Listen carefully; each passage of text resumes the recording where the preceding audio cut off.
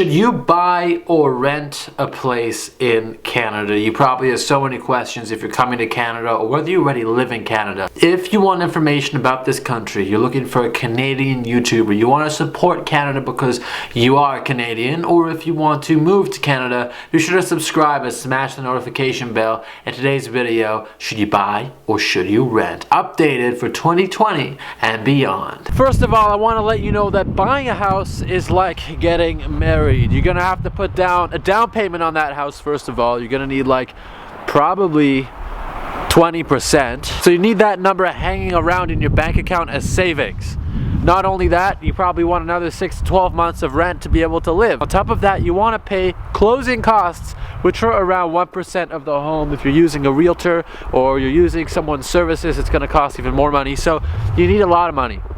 You need to know that you want to stay in this place. And as a new immigrant, I don't recommend it off the bat. What I recommend doing, and you know, a lot of people make these videos and don't really tell you what to do. I'm going to tell you what I think. You haven't been living here permanently for very long. I think it's really important that you start building credit history. Get your credit score up. Start using that credit card and paying it off completely.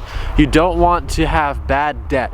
You don't want to have no history. And you want to start making an income in Canada. Try to get to a six-figure, I'm talking $100,000 plus a year income. I'm not saying get it like simply, oh look, now I'm making six figures. I'm talking about getting that income over a long period of time. Set yourself a 5 or 10 year goal if you have to, because you're in a new country and it's not easy to do that.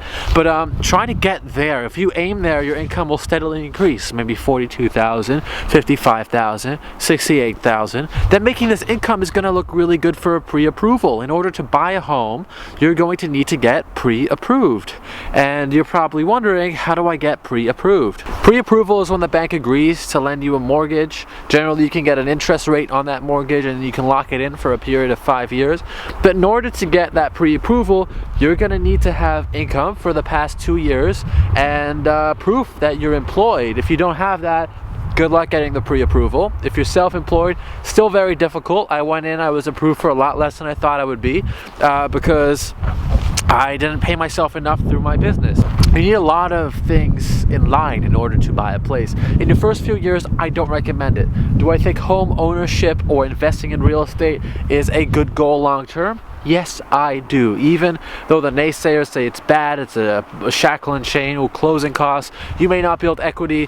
In a place like Halifax, I think if you bought a few places, they would build equity. I think anyone who thinks they wouldn't, even at this stage, is really not understanding how the markets work. I honestly think as a long-term goal, yes. I think immediately, no. That's my answer. Build up that credit score, build up that income history, try to get the income higher, build the savings so you feel strong, and then look at home ownership in the sense of an investment, because owning a home is not an investment. Yes, it kind of is. It can be, because you're building equity.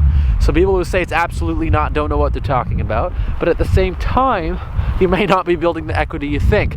Your costs may be slightly higher than renting, and you may save less, and you may not be able to invest in other assets. So yeah, it really depends. I don't recommend it for your first years. I think it's a long-term goal, a long-sighted goal, and I'll make some more videos soon. If this video helped you, be sure to subscribe and smash that notification bell. My name's Nadernejad, and thank you for watching.